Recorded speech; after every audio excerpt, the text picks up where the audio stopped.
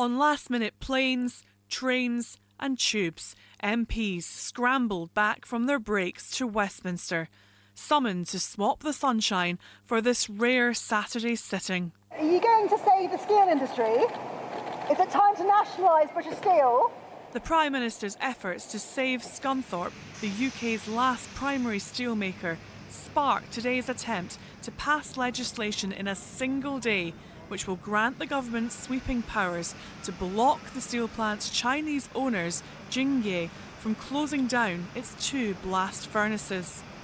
We meet under exceptional circumstances to take exceptional action in what are exceptional times.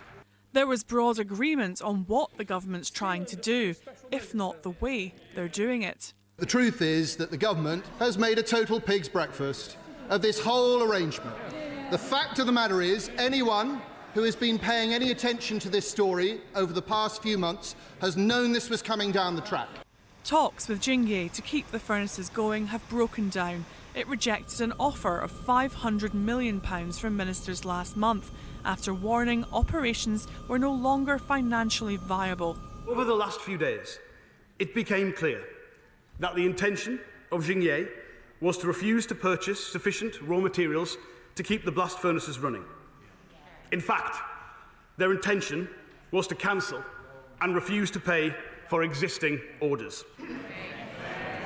The company would therefore have irrevocably and unilaterally closed down primary steelmaking at British Steel.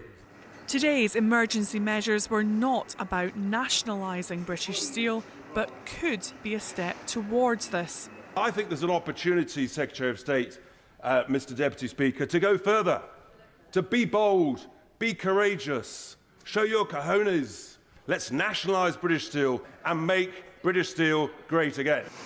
The new bill will allow the government to force steel companies in England to keep the fires burning and use taxpayers' money to supply the materials, protecting thousands of jobs.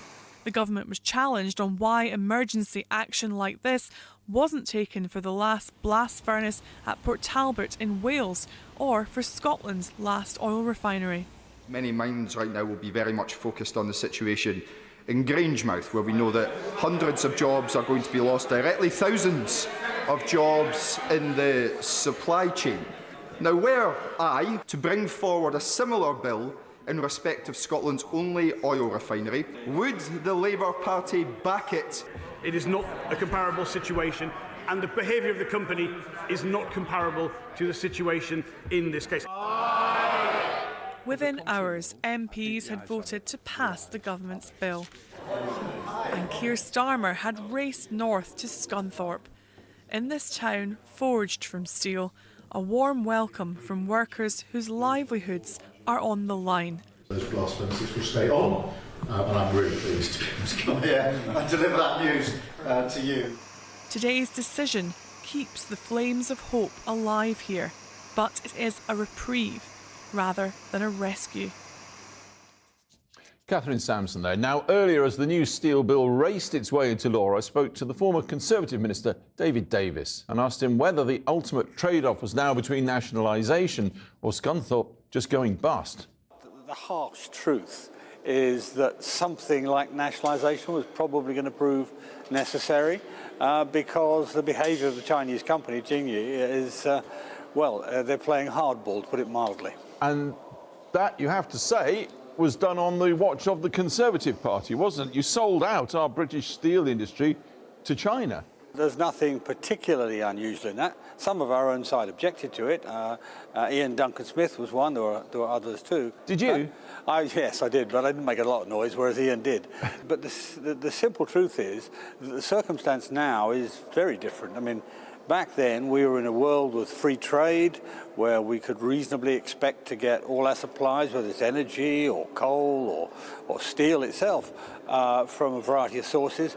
All of a sudden, post-Ukraine, post-Putin, post-Trump, the world is not a free trade world anymore, and the rules and requirements are very different. And that's all happened on this government's watch. That's not their fault, but it's happened on this government's watch, and they have to respond to it. Let me clutch a straw of optimism. going forward, government gets in, gets the investment in, gets electric arc furnaces, maybe hydrogen technology. Suddenly Scunthorpe becomes a brand leader, a world leader on an industry which is going green, it's changing. And that then becomes viable and somebody wants to buy it. Any chance? Well, you're quite right to call it optimistic. The simple truth at the moment is Scunthorpe's got problems for a variety of reasons. The principal one is the sheer cost of energy. Energy in this country costs more than any of our competitors, more than France, more than Germany, a lot more than America, and a lot more than China. And so if we want to keep the industry in this country, we've got to find a way of altering our environmental, our energy and our industrial policy to make places like Scunthorpe work. Well, we have. Labour Party is leading the field on that in terms of international governments in the push for renewables. Well, with the greatest respect, we haven't. I mean, the Labour Party's policies have made our energy the most expensive. Now, I'm not here to criticise them particularly today because I'm trying to help them get this resolved. But it will not be resolved by nationalisation. This business lost £400 million last year, is losing about £250 million this year. We've got to get it back onto a basis where it's commercially viable. Now, if the technology comes, you talk about hydrogen and other technologies, obviously arc furnaces for recycling steel, but for new steel, for virgin steel, we still haven't got the technology yet. If it comes, great, fantastic, and we'll hopefully have our foot in the door. But it hasn't arrived yet. And the problem is we are the least competitive in the world because of our energy costs, and we have to put that right. Well, what would you do, David Davis? Do one thing to bring down those gas energy costs, because that's what it is. Well, I think that's what you have to do. You have to alter the pricing of energy in this country. At the moment, it's priced extraordinarily high. What happens at the moment is that the energy cost is so high, and it's not just for steel, the energy cost is so high, we drive businesses abroad. If Scunthorpe closed, and God forbid that it does, but let's hope it doesn't, but if Scunthorpe closed, that business will go to China. And China makes the most polluting steel in the world. So we've got to devise a strategy that actually does something to save the planet, actually does something to cut carbon, and at the moment, our strategy is not the one that's working. Other strategies in Europe, other strategies elsewhere in the world are working. Perhaps we should copy that. David Davis, thanks very much indeed. Pleasure. Now, Scunthorpe is the last plant left making so-called virgin steel. That's from iron ore instead of recycling scrap. And the need for steel in construction and major defence projects now underlines the importance of that plant. Not least in Scunthorpe itself, like Corby, Consett, Motherwell and Redcar, defined by its steel-making past. Francis Reid has spent the day in the town as steelworkers reflect on a time of uncertainty around their futures. Save our steel! Save our steel! A town built on pride in its steel, and united together in support of each other. Save our steel! Save our They've gathered ahead of watching their beloved Scunthorpe United. It's fighting to remain at the top of the Northern League as its supporters fight to retain their livelihoods. Scunthorpe fans support the Steelworks, the Steelworks support Scunny. Without the Steelworks, this town dies. Simple as. You work there? Yes, I'm nice tonight, that's why I'm drinking lemonade. To be quite honest, the community is behind the steel industry. A lot of people have worked in the industry, a lot of people still work in the industry, and it's a community, it's a family business, quite frankly. My dad worked at Steelworks. I've got two sons that work on Steelworks. It's a generation thing. It's about getting the kids employment when they grow up. Quinn is one of them. He's 10 and wants to follow in his father's footsteps. My dad goes to visit customers, like the old steels, stuff like that. And you'd like to do that when you're older? Yeah. And how would you feel if that wasn't an option anymore? I'd be quite annoyed, like it's not fair. They're in Parliament right now while you guys are here. What's the message that you're all sending? Do it. Get on with it and do it. While it's not full nationalisation, it's a massive step in the right direction. Yeah, it's a good day. It's a good day for British Steel, a good day for the lads that work there. In the centre of Scunthorpe, reminders of steel are everywhere you go. Generally, unemployment has fallen slightly in North Lincolnshire, but with British Steel its biggest employer, this is a town very conscious of its vulnerability. If it wasn't saved, the town would probably die on its feet, which it's already started doing anyway by the number of empty shops around. But it's not going to be a very good outcome if it's not saved. I think it would completely kind of become almost like I'm going to say like a ghost town almost for people who have been here for generations, and to see that disappear is just so sad. And history would suggest places like this find it very difficult to absorb the shock. For Scunthorpe, this is all about survival. Survival for the town, survival for the livelihoods of the people that live here. But there are, of course, places right across the UK that have experienced different versions of this roller coaster before. Like Port Talbot in South Wales and like Redcar on Teesside.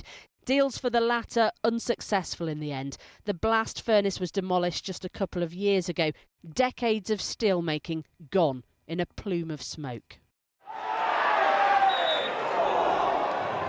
On the pitch, you'd normally expect more rivalry. But today, Scunthorpe are playing Spennymoor, and so at half-time, solidarity between supporters. County Durham has also seen its own fair share of crippling industry decline. In Scunthorpe, families ardently hope not to go the same way, and that the government's actions today will provide a buffer to protect their industry and their way of life. Because this community helped build the world on its steel, now buffeted by world events, it's desperate not to be abandoned. Well, earlier I spoke to Carrie Bone, who's the European steel editor at the industrial research group Callanish, which provides market data on commodities such as steel. I asked her why it's important to keep the blast furnaces burning in Scunthorpe for now. These assets are very old. They are from decades ago. So therefore, if they were to go offline, you probably wouldn't get them back online again. And that's where the issue is where the government has stepped in. It's not like they could let them fall into bankruptcy or insolvent and then afterwards try and work out what they're going to do with the assets, because by that point it's too late. The assets have become redundant. So it's the timing here is the most important thing. Those blast furnaces need to keep going until there's a solution found, whatever that solution is. The trouble is getting there. It costs an enormous amount of money, and it involves a lot of job losses. 2,800 in the switching off of the furnaces at Port Talbot, of course. That's just inevitable from what you're saying. I think when you're discussing the British Steel job losses, which is around similar numbers, that would be if the blast furnaces were, switched off now whilst the construction of electric arc furnaces are ongoing, which would take 2 or 3 years. What the unions wanted is for the blast furnaces to keep running whilst the electric arc furnaces are constructed, so that those jobs were kept in place. And all the while, the Chinese are sitting there out east producing colossal amounts of relatively ultra-cheap steel. How do we compete with that, be it a blast furnace for the next few years at Scunthorpe, electric arc, or indeed hydrogen? Cheaper energy is one of the main issues here. The UK pays more than double energy costs than some European countries, if not massively times that for elsewhere in the globe. The UK, unfortunately, is uncompetitive because of how the market is currently structured. And the UK, it imports as much as 2/3 of its steel for its UK consumption. There should be more done by the government to increase domestic procurement. Ministry of Defence, for example, they want to have higher defence spending. Utilising and procuring domestic steel would help demand, it would help costs, it would really support the industry more. So you're saying that in terms of the need for virgin steel, the blast furnace technology, well, it's going to become more and more marginal, and the push to electric arc furnaces and possibly hydrogen as well is just so big that we've all got to go with it. In the UK, we've been importing in the iron ore, the coke and the coal, and actually we've got an abundance of domestic recycled steel as scrap that we could utilise in the electric arc furnaces, which would help us to become much more competitive in the industry. So in the UK and in Europe as well, most of the steel companies are transitioning away from blast furnaces. Many have their retirement dates already set to move to electric arc furnaces. And actually, British Steel already has planning permission for its electric arc furnaces. And as we know, Tata Steel has a planning permission and construction has started on theirs.